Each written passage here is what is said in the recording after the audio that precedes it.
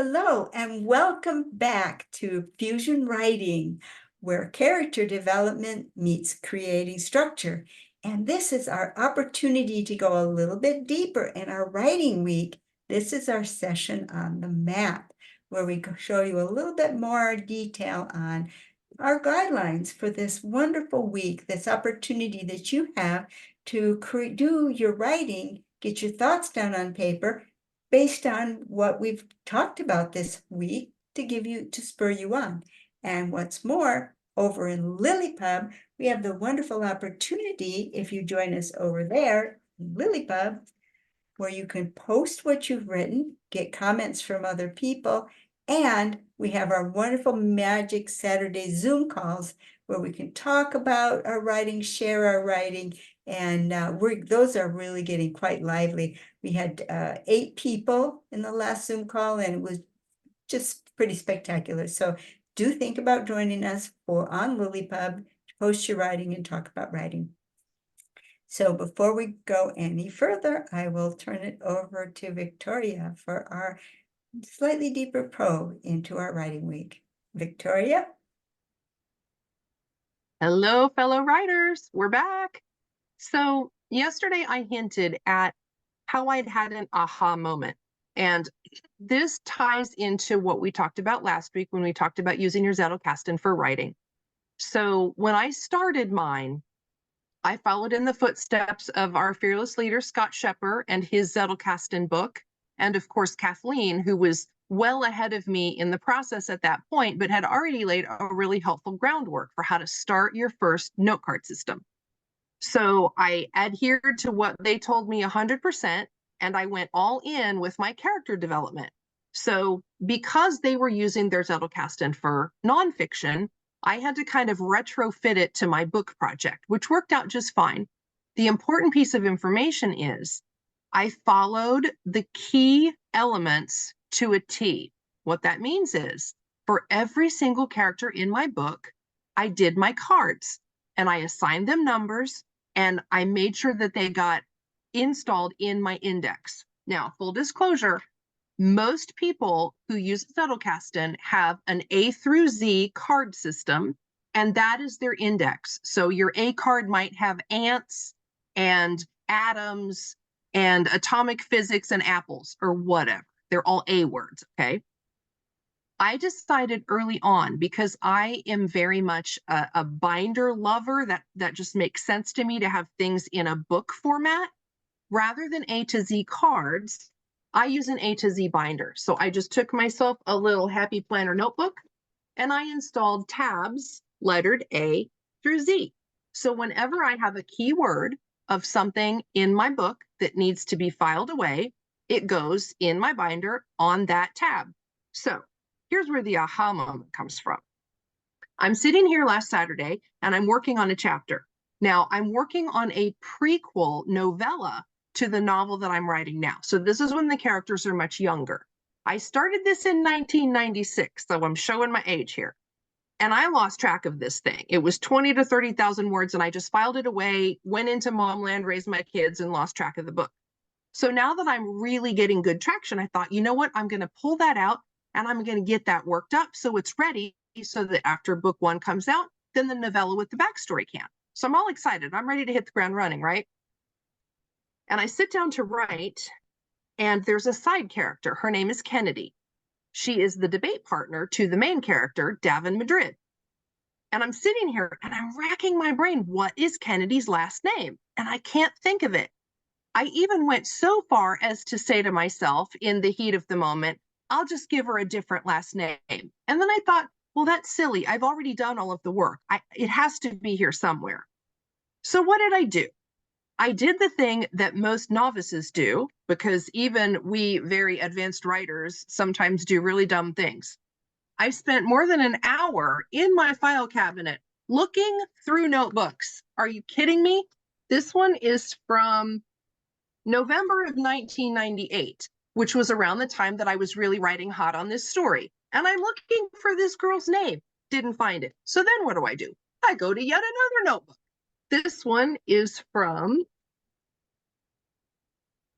1998. So I'm flipping pages. I'm looking through all this crazy stuff, all these notes and things, and I'm driving myself crazy looking for this lady's last name. So I'm thinking to myself, this stuff is all over the place. I could sit here all day long, lost in memory lane, looking at notes and stuff. So I come back over here to my desk, and that's when I had the aha moment. I thought to myself, if I were looking for characters, where's the first place I should look? In my notebooks from 20 some years ago? No, I should trust the process.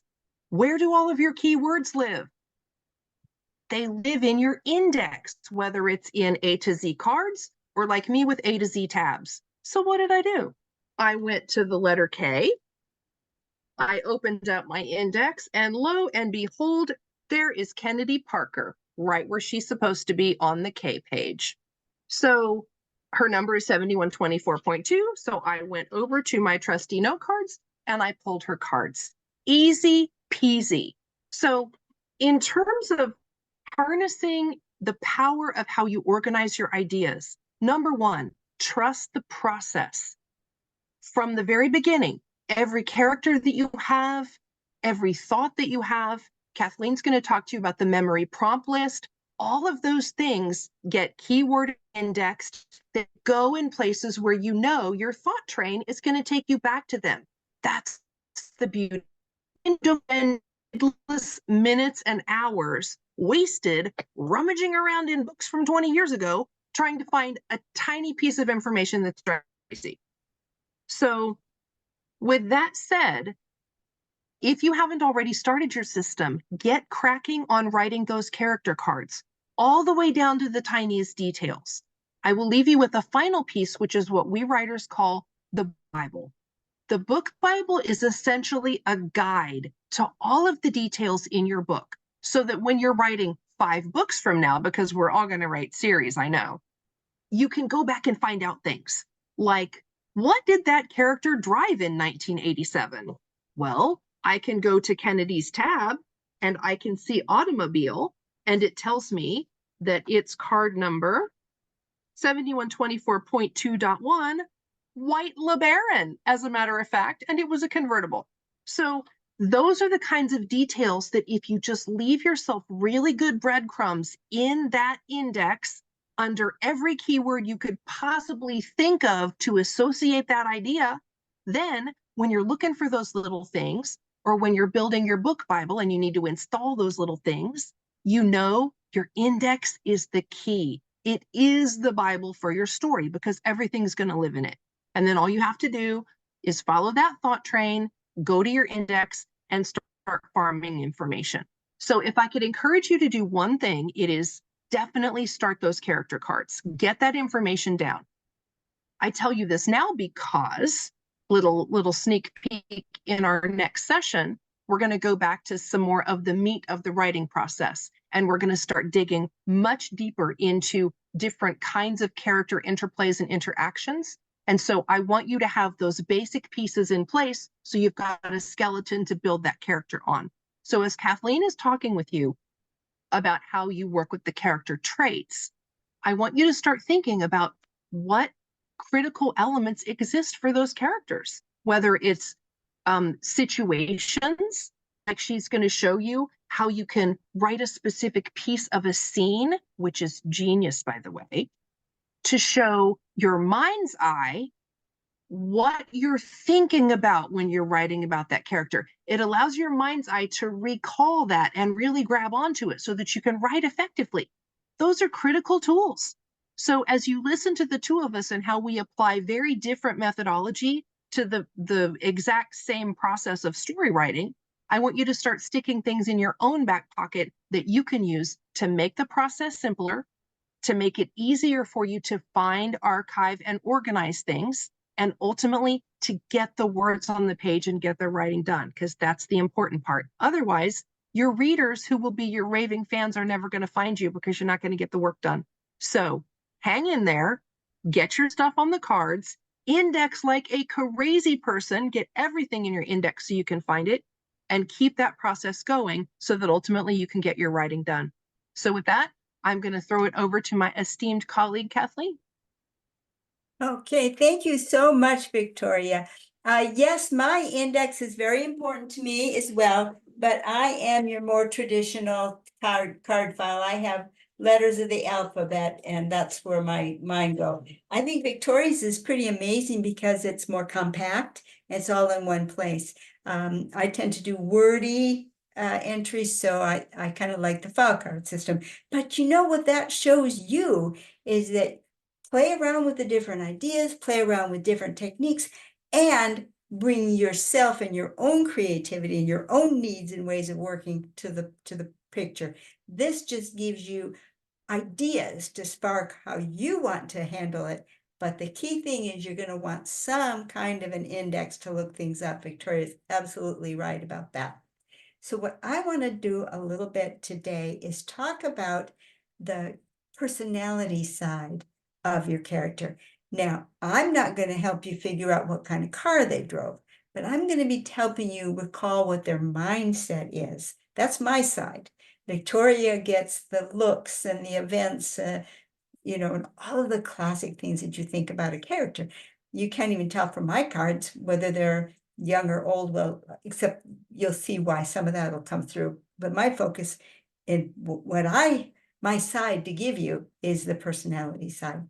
So I'm going to actually show you some of the ways that I work just to get your mind thinking. This doesn't mean you've got to do this for your writing week. This is just to explore ideas for how you could write, even if maybe you're not really ready to start your story. You can still get some words on the page. So with that, I'm going to switch my camera over so I can show you my desktop.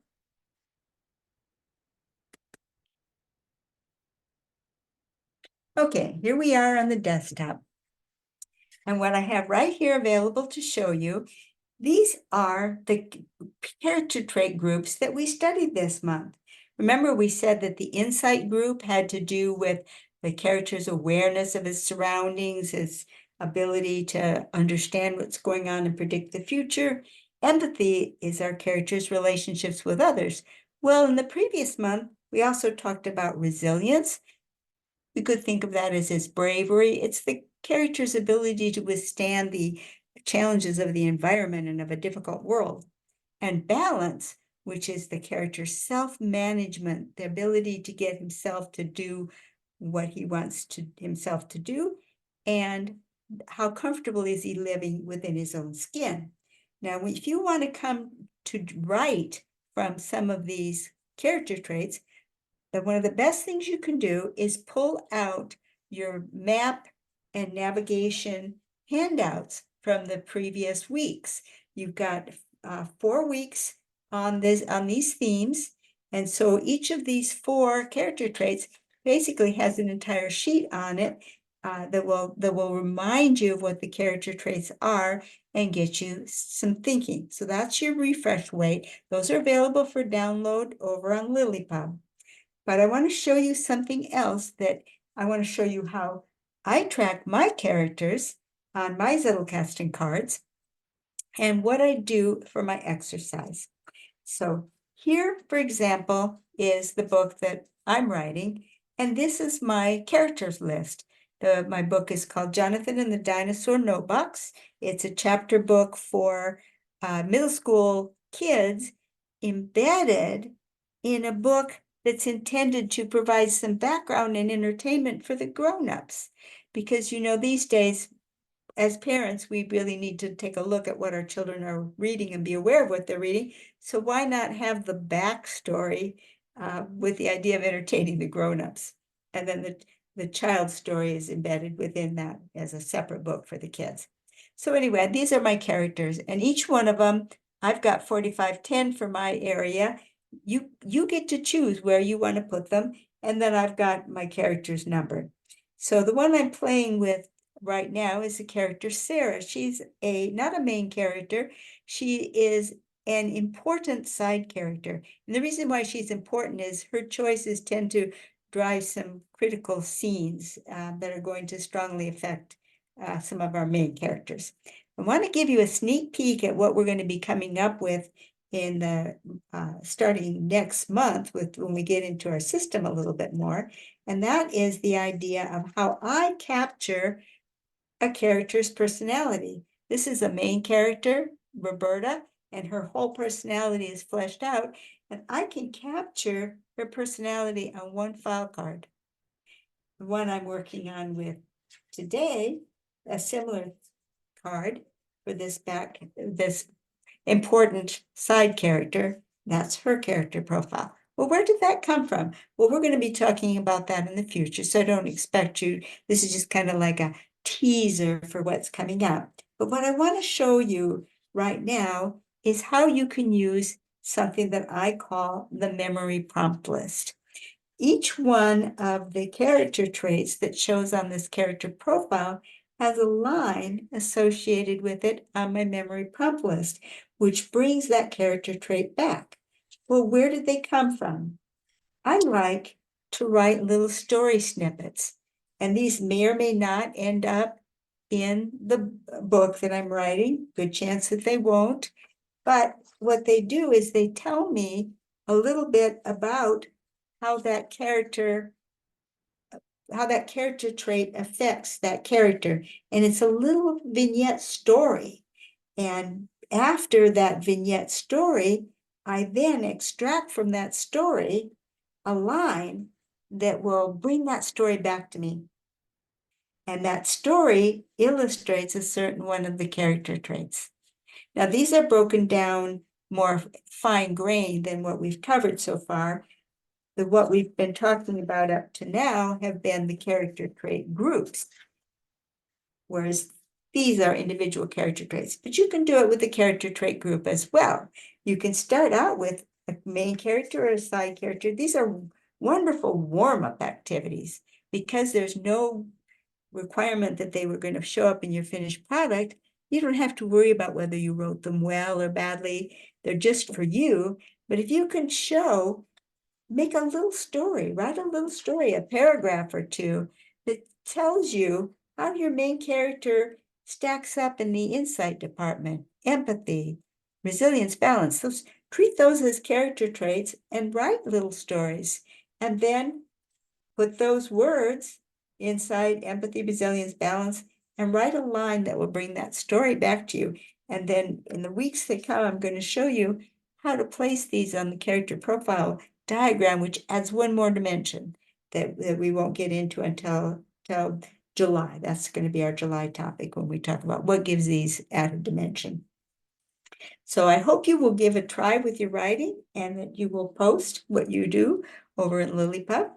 And I hope you'll have a great amount of fun writing.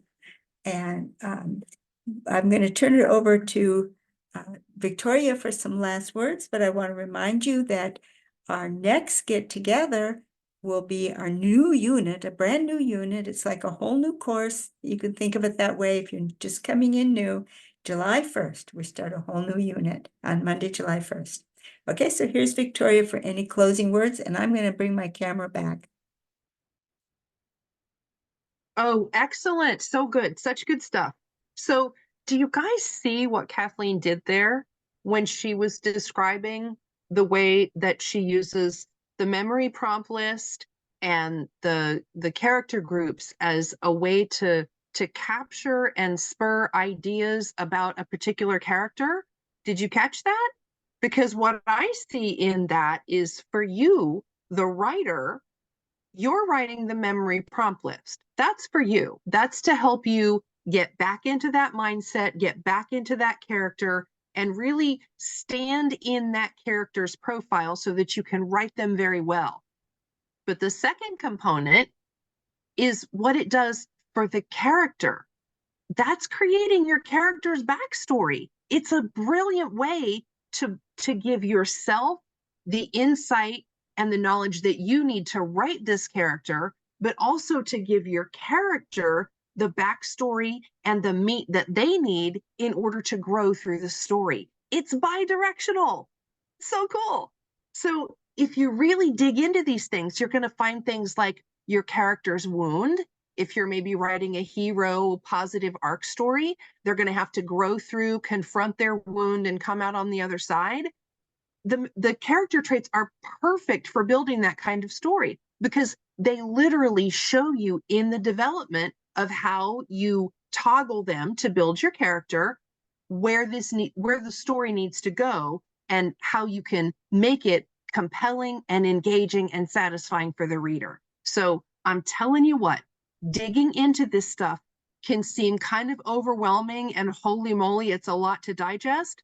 But if you just give your writer's brain time to chew on it, do the cards so that it's on the paper in front of you, the note cards in front of you, and you can move those around and look at them, you will find yourself rolling down the writing highway with one arm hanging out the window singing songs, because you don't have to worry about the information.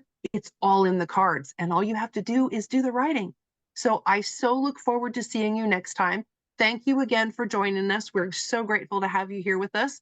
And hopefully we will see you over in LiLLiPub, where we have our Saturday 1 p.m. Central Time meetings and talk about our writing.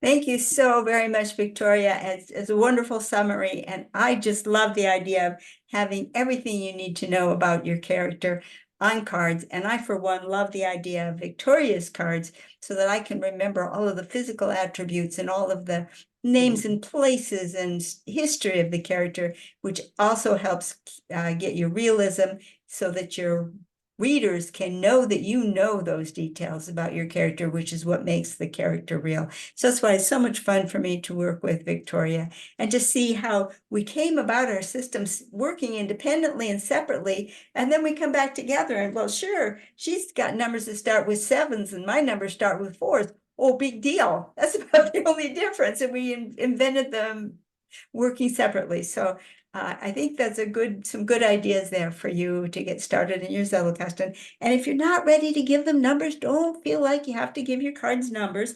Just start by naming your characters and putting your memory prompt list, naming your characters and doing your character descriptions like Victoria showed you in her download. And we'll put numbers on them eventually.